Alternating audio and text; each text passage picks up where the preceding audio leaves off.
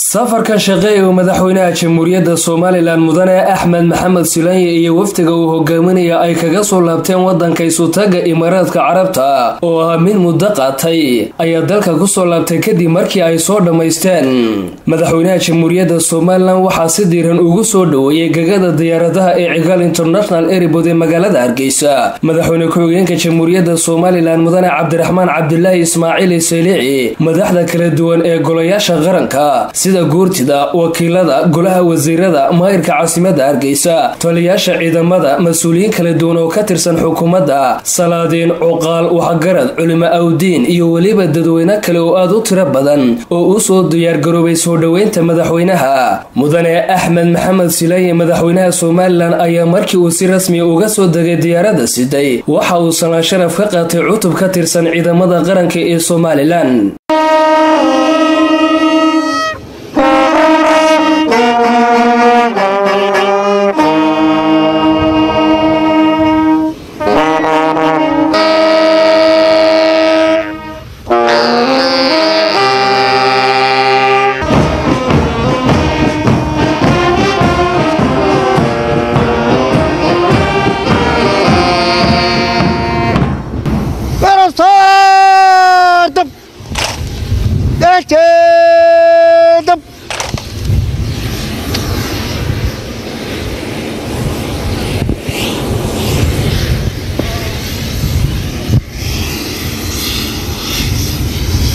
مدير مدحويني وعصراته ودياره عطوبيه كترسن ciidamada qaranka Jamhuuriyadda Soomaaliland ku soo dhaw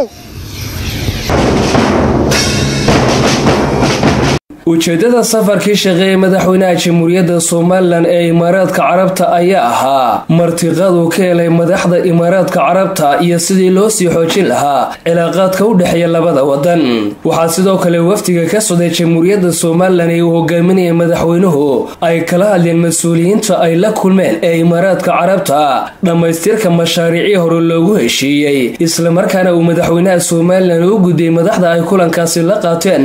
dalab cusub kuwaas oo ay kamid ahaayeen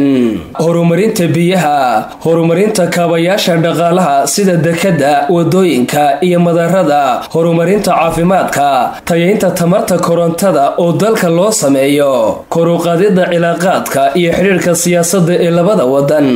caawimooyinka xagga bini'aadanimada ee qaxootiga ka soo burqanaya wadanka Yemen. Intaas kadib waxa uu warbaahinta uga waramay madaxweynaha Soomaaliland safarkaasi shaqo ee isaga iyo waftiga uu hogaaminaya ay kaga soo laabteen wadanka Isutaga Imaaraadka Carabta kaasoo madaxweynaha Soomaaliland ku tilmaamay safarkaasi inuu ahaa guul. marka ugu horeysa aniga waftiga la socdaaba farxad weyn bay noo tahay inaanu dalkii hooyo ku soo laabano annagoo nabad qabna iyo dalkoo nabad qaba. aad iyo aadna way ku mahadinaynaa waxaan tagnay dalka Imaaraadka Carabta Dubai iyo Abu Dhabi halkaas oo aanu kula kulannay mas'uuliyiintii dalka aanu kula kulannay mas'uuliyiintii halka ka madaxda ahayd aanu kula kulannay kana wada hadalnay danaha labada dal iyo wixii waxa wada qabsi ah ee naga dhaxeeyay.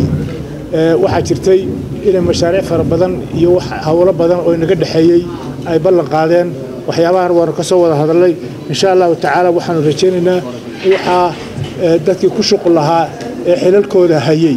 ay ama yimaadeen ama ay marayeen Hargeysa oo ay hawlaha sidii loo fulin lahaa ee loo horkici lahaa ay ka shaqayn doonaan insha Allah ta'ala. dawladda aan jaarka nahay waxaan ka wada hadalnay cilaaqaadka labada dal iyo arrimaha inaga dhaxeeya danaheena labada dal ah ayaan ka hadalay wixii mashaariic loo fulinayay. geesta kale wasiirka wasaaradda arrimaha dibadda ee Soomaaliland mudane Maxamed Biix Yunis ayaa sharaxay mashaariicdii ay kala hadleen Imaaraadka Carabta. waxaanu qabnaa inay mashaariic wadanka hore u marinaysa tahay oo ku lug leh biyaha oo ku lug leh leydhka oo ku lug leh iskuulo ku lug leh isbitaallo jidad iyo hawlo badan oo ku lug leh nabadda iyo qaxootiga faraha badan ee ka yimid